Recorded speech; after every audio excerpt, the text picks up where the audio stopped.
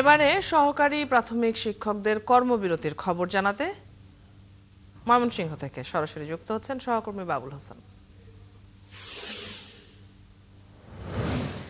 বাবুল, শিক্ষকরা কি বলছেন এবং আজকে কি কি কর্মসূচি রয়েছে, প্রশাসনের কোনো মন্তব্য পেয়েছেন কিনা এই বিষয়ে?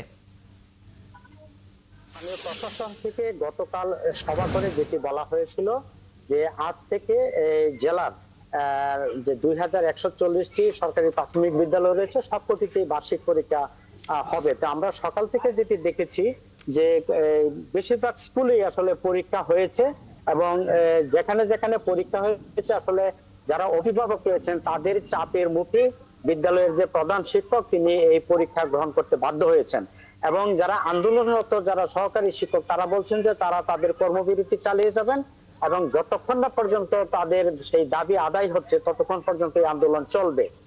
আমরা এই মুহূর্তে রয়েছি নগরীর নৌমহল সরকারি প্রাথমিক বিদ্যালয়ে। সকালে প্রথম শ্রেণী এবং দ্বিতীয় শ্রেণীর যে মৌখিক পরীক্ষা ছিল সেটি এখানে হয়েছে এবং দুপুরের পর আরো পরীক্ষা রয়েছে সেটি নিবেন। এখানে যারা আন্দোলনরত যারা সহকারী শিক্ষক রয়েছেন আমরা তাদেরকেও দেখেছি যে তারা আসলে অলস সময় কাটাচ্ছেন এবং প্রধান শিক্ষক যিনি তিনি মূলত সেই পরীক্ষাটি গ্রহণ করছেন।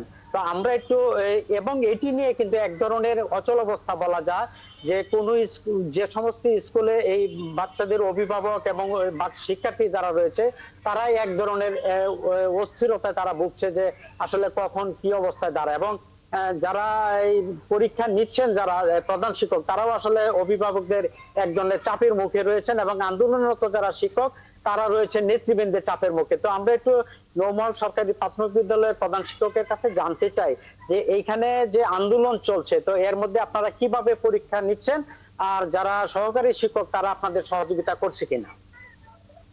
ধন্যবাদ। আমাদের পরীক্ষা আমরা অভিভাবকদের চাপের মুখে অভিভাবকদের সহায়তায় পরীক্ষা নিচ্ছি। শিক্ষকরা সহায়তা করছে না, তারা স্কুলে আসছে ঠিকই, তারা তাদের কাজ করছে, অন্য কাজ করছে, কিন্তু পরীক্ষায় আমাকে সহযোগিতা করছে না। আমি খুব চাপের মুখে, এই অবস্থার নিরসন হোক এই প্রত্যাশা ব্যক্ত করছি। ধন্যবাদ অদিতি। আপনি আসলে শুনছিলেন যে এই প্রধান শিক্ষক যেটি বলছেন এটি আসলে সকল স্কুলের প্রধান শিক্ষকের একই বক্তব্য যে তারা অভিভাবকদের চাপের মুখে পরীক্ষা নিতে বাধ্য হচ্ছেন যদিও তাদের সহকর্মীরা আন্দোলন চালিয়ে যাচ্ছেন দাবি আদায়ে। তারা তাদের সঙ্গে একাত্ম থাকলেও আসলে চাপের মুখে পড়ে তারা কিন্তু অভিভাবকদের চাপের মুখে তারা শিক্ষার্থীদের কথা বিবেচনা করে তারা পরীক্ষা নিচ্ছেন। তারপরে তারা আশা করছেন যে অবিলম্বে এই সংকটের সমাধান হবে এবং সরকার তাদের দাবি মেনে নিবে এবং আন্দোলনরত যারা সহকারী শিক্ষক তারাও কিন্তু সেই দাবির কথা বলছেন।